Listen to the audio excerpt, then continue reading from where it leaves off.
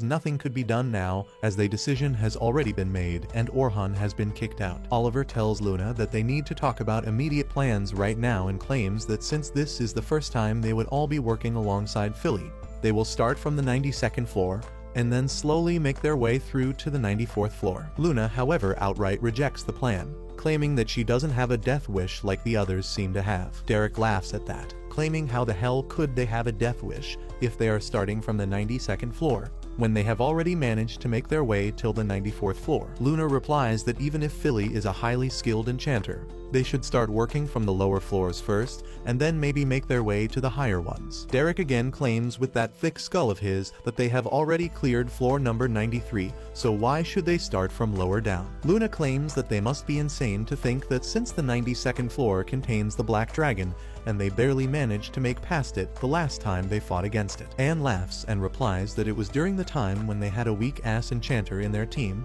and fighting the dragon this time should be a breeze. Oliver claims that they are just going to see how well they are working together, and nothing else, so they don't really have to fight against the Black Dragon. Luna tries to argue, claiming that even then they should start from much lower down, but Oliver cuts her off, claiming that the decision has already been made and it can't be changed now. Back in the reality, the heroes' party comes face to face against the mammoth of the 92nd floor, which was defeated pretty easily last time, but this time they seem to be having some troubles with it. Oliver runs at the mammoth and tries to strike it with his sword, but the mammoth manages to block the attack, pushing Oliver back to cover, while Derek gets ready for any counterattacks. Once behind the cover, Oliver's buff wears out, and he realizes that every single time the buffs wear out, his body feels like it's being weighed down by a lot of weight. He turns around and asks Philly why are their buffs wearing down so quickly. Philly replies that she hasn't yet figured out how all of they fight together, so it should get better. This surprises Oliver a little as he remembers how Orhan managed to figure everything out about them within the first few hours of their first day together in the dungeon. The mammoth suddenly uses an energy blast aimed at Derek, who tries to block,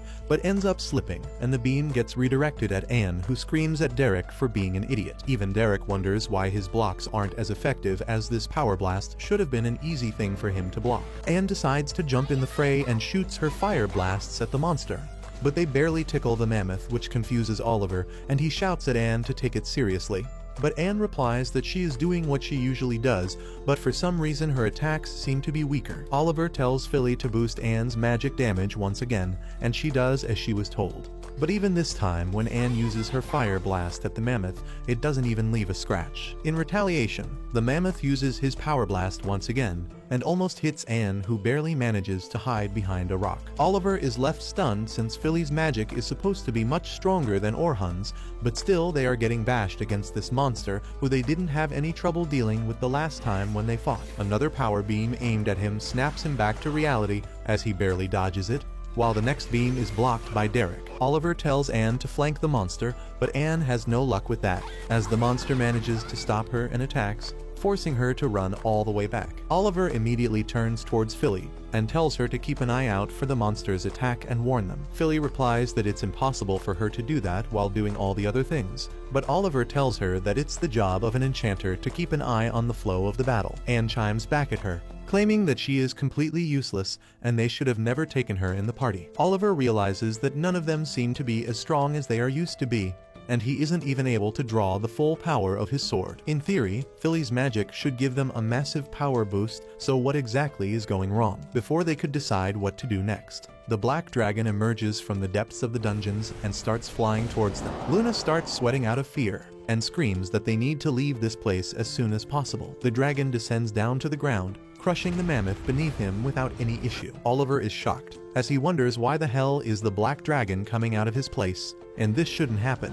But he still refuses to leave, claiming that they have defeated him once, and they will do it all over again. Derek immediately gets in position to block its fireball attack, but to his surprise, he is nowhere near as strong and immediately gets blasted back. Anne tries to use her fireball, but even after hiding behind a rock, she gets blasted and is knocked out cold. Luna immediately tells Oliver that they need to escape, but Oliver simply tells Philly to buff her and then charges up his strongest attack against the dragon's fireball and attacks at the same time, barely managing to hold his own as he is swept back by the shockwave. He drops to a knee, confused and dazed, not knowing what to do. but Luna quickly gathers him and tells him that they must use an emergency teleport crystal or else they would die here. Philly claims that the emergency teleport, however, will send them to a lower-ranked boss room directly, and they would have to fight it, but Luna claims that they have no other options. Oliver aggress and grabs the rest of his team and opens the portal to escape, but before they could step through it, the dragon dives in with an attack, pushing them back, and to their absolute horror, enters into the portal before disappearing. Derek at first thought that it was for the best, but Luna tells them that this is the worst thing that could have happened, and now some low-rank adventurer party will die at the hands of the dragon. She claims that they must return back to the guild and have them force teleport anyone in the dungeon. Oliver agrees and they start running outside. And that's when Luna tells them that the reason why they felt so weak was because Orhan developed some original spells which increased the strength of any of his magic attacks by 50 times. Philly is shocked as even Selma could only do a 10 times increase. But Luna tells them that it's the truth, and that's why they felt that they were too strong. In actuality, they are only strong if they are with Orhan. Otherwise, they are nothing but a mediocre group of adventurers. Oliver, however, refuses to believe that and vows to kill the dragon without Orhan as they all run towards the guild house, hoping the dragon didn't claim any lives yet. Back on the 50th floor, Orhan tells his party that once they reach the 51st floor, their goal will be completed, and they will return back for the day with the help of the teleportation crystal. All his party members nod their heads in agreement, but Orhan gets a bad feeling in his stomach about it. He looks around himself but finds nothing amiss. He then looks up at the dark sky with clouds covering the sun completely, and wonders why is he getting this feeling. Everything seems to be going fine right now, and soon enough they will fight the floor boss, which wouldn't be any big deal for any of the guides, and then they can all call it a day and head back home with their mission, a complete success. So why is he getting this weird feeling warning him that something has gone terribly wrong and they all must leave right now? Carol's voice breaks through his thoughts as she asks Orhan, what kind of monsters can they all expect to fight against this time? Orhan notices the excitement in her eyes and tells her that she is supposed to be a tank whose main job is protecting their other teammates. She can't simply run at the enemies hoping to kill them all by herself. Carol doesn't seem to agree though, and replies that if she can deal with all the enemies on her own, then she is technically making the job of her teammates easier, and they won't be in any sort of danger. Moreover, she believes that the job of a tank is to be at the front lines, and that's what she does every single time. And she immediately starts asking for even more advice on how she can fight even better. Orhan lets out a sigh of exhaustion and tells her that she should start learning how to work as a team, instead of trying to do everything on her own, as the sooner she starts learning all this, the better it would be for her in the future when the only way to advance would be to rely on her teammates. Carol doesn't really like the sound of that, and thinks that it's boring, but Logan tells her to pay attention and be thankful for getting such amazing advice. He claims that even the great adventurer Albert said that teamwork is dreamwork. Orhan turns his attention towards the little blondie and asks whether he is talking about the Albert from the Night Rabbit clan. Logan gets excited to know that someone else also reads instead of acting like a barbarian in a dungeon all the time. Orhan claims that he thinks everyone probably knows about the great Albert, as he was the undisputed strongest member of the Night Sky Rabbits, and it is believed that he died fighting the Black Dragon on the 92nd floor last year. Logan claims that even in his death, Albert became a legend who will always be remembered forever. Carol, however, turns a little somber as she quietly claims that Albert died trying to protect one of his comrades,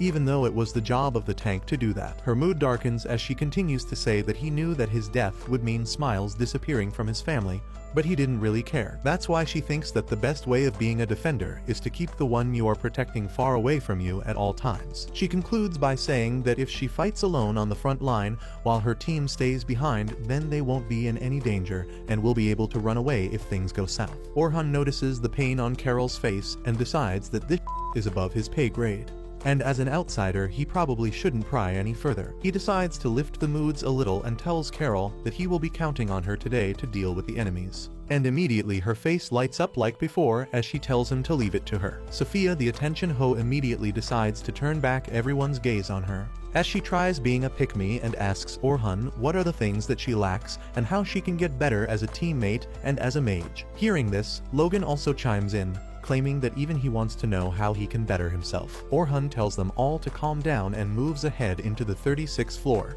where the newbies start warming up. Selma calls out to Orhan, claiming that today will be their last day, and the most challenging so far, so they need to make sure that nothing goes wrong and complete the expedition successfully. She then turns towards Orhan's party, and claims that the kids seem to have taken quite a liking towards him. And Orhan honestly reveals that after the newspaper article, he thought that he probably lost all the respect they might have had for him in an instant, but it turns out that he was wrong, and these kids are much smarter and independent than they look. Selma agrees, claiming that this group can be a handful at times, but they have got a bright future ahead of them. She then tells Orhan that the death of Albert was a huge blow for their clan, as he was the star of the clan, and their clan quickly started falling behind, and that was when Orhan's former clan, the Heroes Party, took a lead. Orhan claims that the Black Dragon was incredibly difficult for them as well, and they could have very easily lost someone during that fight, which would have crippled their party completely. Selma claims that the hole that Albert left behind is still left open, and they have never been able to patch it up till now, and finally straight up asks Orhan whether he would like to join their party. Orhan tells her that he is honored, but replies that a party doesn't have any need for 2 enchanters, especially if one of those enchanters is the best sorcerer of the continent. Selma blushes, but replies that she didn't mean as an enchanter,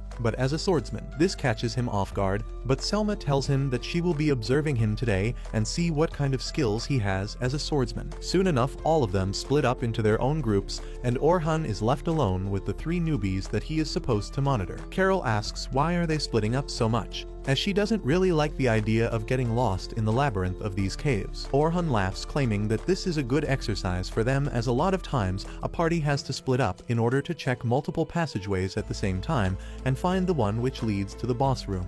That's why the clans with a lot of members like the Night Sky Rabbits are always at an advantage, as they can check the entire cave system very quickly. Logan claims that Orhan has